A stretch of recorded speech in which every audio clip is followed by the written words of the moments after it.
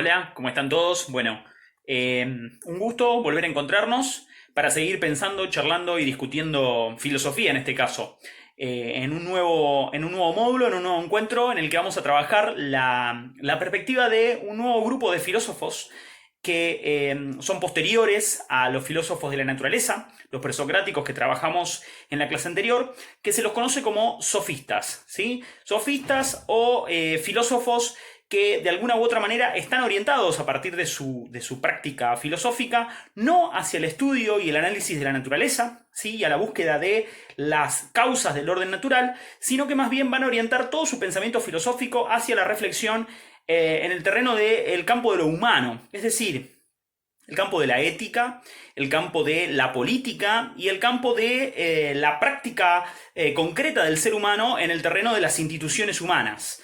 ¿Qué significa esto? Que a diferencia del saber de los filósofos presocráticos, que es un saber teorético, que de alguna manera es un saber con un grado de mayor abstracción, el pensamiento de los sofistas va a ser un pensamiento que va a estar centrado en el sentido práctico, es decir, en la utilidad de ese conocimiento, en la construcción de ese conocimiento, en la vida real de los sujetos y de los seres humanos, pensados en su contexto social, político, pero también ético.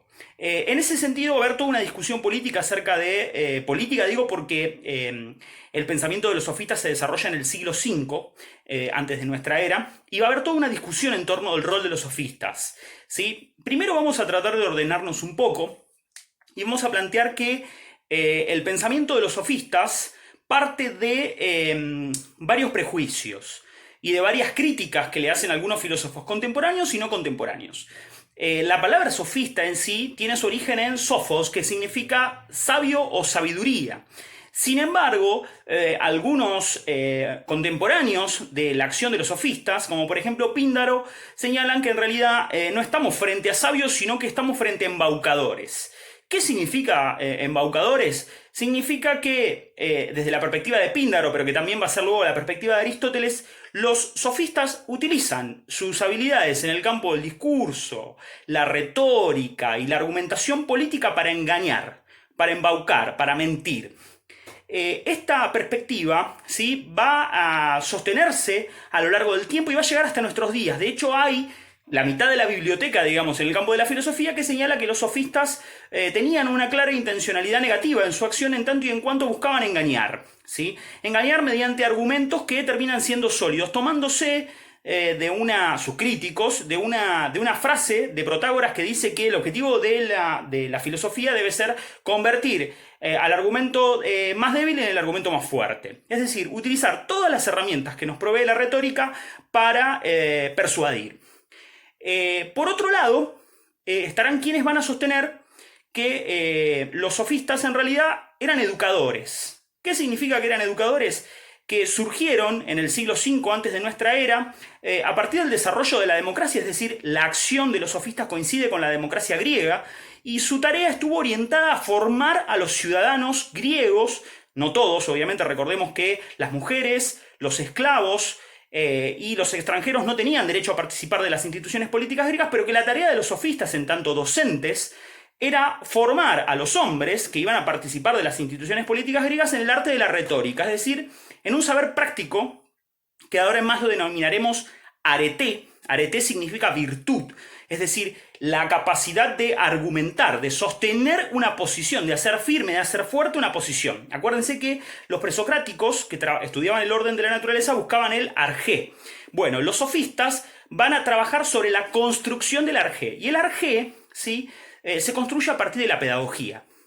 No es algo que esté ahí dado como el arjé, que es ese principio único, que es el origen de todas las cosas. Al arete, ¿sí?, a la virtud política de participar de las instituciones, de comprometerse con las instituciones, de hablar en las instituciones políticas, hay que construirla. Y esa es la tarea de los sofistas, dirá la otra parte de la biblioteca. Son educadores, ¿sí? Son docentes que enseñan el arte de la persuasión y que tienen una particularidad, nos va a decir Platón mucho tiempo después. Cobran por su tarea, es decir, reciben una retribución por su tarea.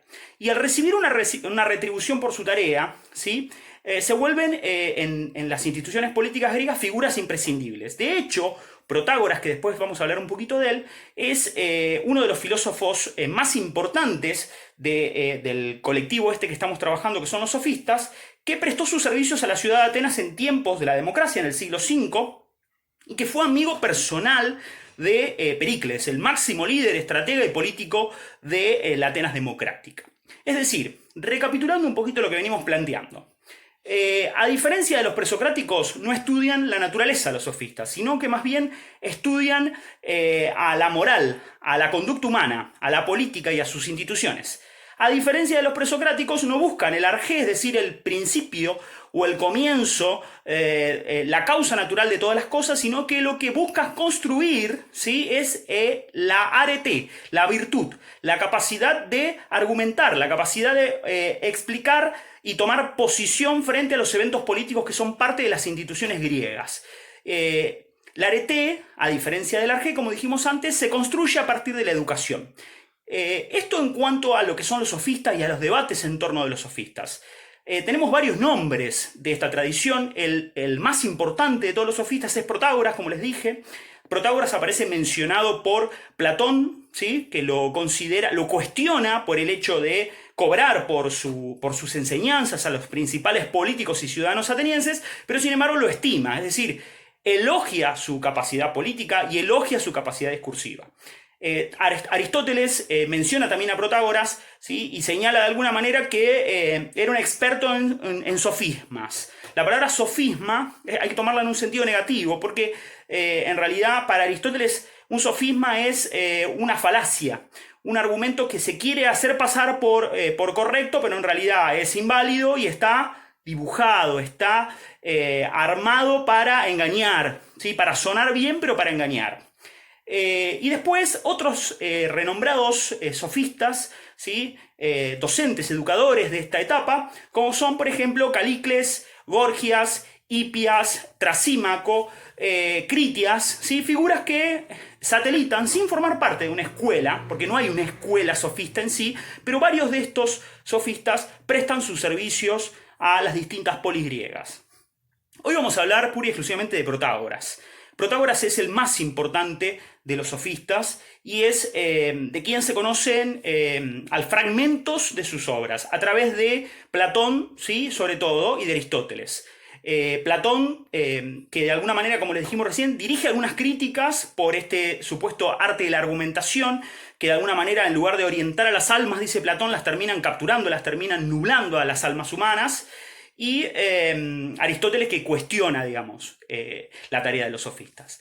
Protágoras es quizás el más importante de estos educadores griegos. Como les dijimos recién, nace posiblemente en el 480 antes de nuestra era, y es contemporáneo a la democracia griega y a las instituciones griegas. Es un viajero, ¿sí? Casi todos los sofistas son viajeros, viajan de polis en polis, de ciudad en ciudad, y ofrecen sus servicios. Según dicen los historiadores, Protágoras recibe inmensas cantidades de dinero por su actividad de educación y de formación en el arte de la retórica, y empalma en una relación con Pericles, ¿sí? Con él dialoga, a él le ofrece sus servicios intelectuales, lo ayuda en el arte de la persuasión. No nos olvidemos que Pericles es un gran líder político y estructura a lo largo de 3 obras, de las cuales se conoce muy poco, ¿sí?, que son sobre la verdad, sobre el ser y sobre los dioses. 3 obras de Protágoras que se conocen muy fragmentariamente, los principales puntos de la teoría sofista. La teoría o la forma de ver el mundo o la forma de concebir el mundo por parte de los sofistas. ¿Cuáles son esos aspectos de la teoría sofista, o de la perspectiva mejor sofista para entender el mundo? Bueno, en primer lugar, el aspecto más importante es el denominado relativismo. ¿Qué significa relativismo? Que a diferencia de los presocráticos, que son dogmáticos, que sostienen que la razón tiene una capacidad absoluta de comprender la realidad y que la realidad se nos hace evidente, que nosotros podemos percibir la realidad de una manera evidente, los sofistas van a sostener que el hombre es la medida de todas las cosas. Protágoras va a sostener esta idea. Esto significa básicamente que la realidad, ¿sí?, y la verdad asociada a esa realidad depende de nuestra perspectiva, y que no existe una verdad absoluta, sino que más bien existen múltiples perspectivas e interpretaciones dependiendo del punto de vista del observador. Esto es el relativismo, ¿sí? El relativismo tiene una injerencia muy fuerte hoy, ¿sí? En el pensamiento actual es muy fuerte, de hecho está asociado a algunas corrientes, cuando se habla de relativismo se lo asocia a la posverdad, en el sentido de que al sostener que la realidad es caleidoscópica, es decir, que hay múltiples miradas, pareciera ser como si la verdad y la realidad desaparecieran. Hay tantas realidades como tantos sujetos y tantos observadores. Este es el relativismo, como les dije recién, esa frase que dice, el hombre es la medida de todas las cosas. El segundo gran aspecto de la perspectiva sofista y de Protágoras y de los pensadores que se alinean dentro de esta corriente es el agnosticismo. ¿Qué es el agnosticismo? El agnosticismo quizás hoy lo podemos asociar a la religión. Y en definitiva tiene que ver con los dioses, ¿sí? La diferencia es que en tiempos de los griegos la mayoría de los hombres de esa época eran politeístas, es decir, creían en una multiplicidad de dioses. Bueno, Protágoras va a venir a plantear algo disruptivo para su época. Un agnóstico es aquel que es en cierta medida escéptico, es decir, alguien que toma distancia de la realidad porque cree no poder resolver sus enigmas.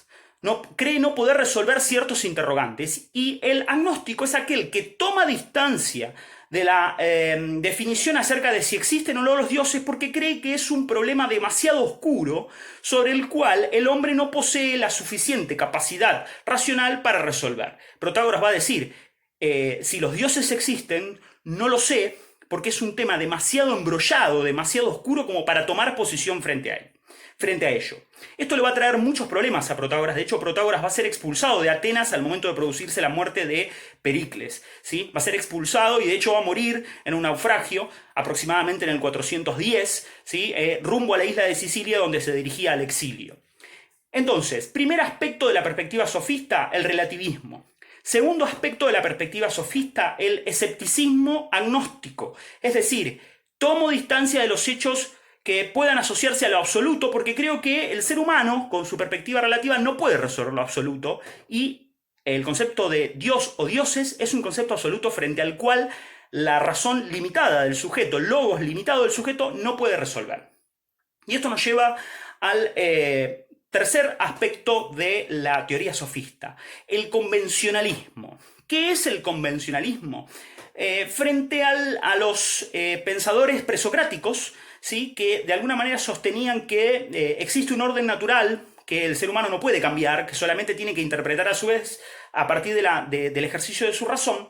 Lo que van a sostener los sofistas es que frente a ese orden natural hay un orden social, hay un orden político que el ser humano construye a través de convenciones. ¿Qué son las convenciones? Las convenciones son acuerdos entre los sujetos, son las instituciones, son las reglas de juego, son las leyes, son las normas que son variantes y son cambiables, son susceptibles de ser modificadas por la acción de los sujetos, ¿sí? Por la actividad de los sujetos. Frente al orden natural hay un orden social, hay un orden ético, las reglas morales y éticas pueden cambiar, y por eso es importante que el sujeto se eduque en el arte de la argumentación, en el arte de formular una perspectiva, en el arte de tomar una posición, porque si el sujeto puede tomar una posición, si el sujeto aprende a hablar, aprende a defenderse, ¿sí? Y aprende a discutir frente a ese orden social, puede construir nuevas convenciones junto a otros sujetos y transformar ese orden social, ¿sí? Esto tiene que ver mucho con la perspectiva democrática de los sofistas, ¿sí? Que están asociados. Como les dije recién, quizás lo más novedoso de la perspectiva sofista sea la posición frente a la realidad, ¿sí? La realidad como una totalidad que se nos presenta como algo que está ahí, que puede ser conocido, para los sofistas no es así, sino que más bien nos dejan abierta la puerta a esta idea de que cada uno de nosotros somos nuestra realidad, que la realidad y la verdad dependen de mi perspectiva, de mi punto de mirada, y que esa realidad que está afuera puede modificarse. Y puede modificarse a través de mi acción, de mi discurso, de mi intervención. Yo puedo actuar sobre esa realidad. Y que las verdades no son absolutas. Es imposible construir verdades absolutas porque hay múltiples perspectivas y en realidad la realidad y la verdad son producto de múltiples combates entre las opiniones y las perspectivas de los sujetos que han aprendido a ejercer su virtud que han sido educados, ¿sí? Y que de alguna manera han aprendido a discutir con otros sobre lo que es conveniente o no. Algunos dirán que son los sofistas unos embaucadores que actúan para enmascarar la realidad, que buscan engañarnos, que hacen pesar el argumento de los fuertes en contra de los más débiles. Y en cambio otros dirán que son los sofistas los primeros grandes educadores, los primeros pensadores que tienen una confianza plena en la educación del sujeto. De hecho, tenemos el caso de Protágoras, que fue el redactor de la constitución de una colonia griega, Turios, en la cual se lo considera el iniciador del primer sistema de educación pública de la historia. Es decir, hay una idea detrás del pensamiento sofista que puede estar asociado a esta idea de que hay que educar para constituir sujetos críticos capaces de transformar el orden social.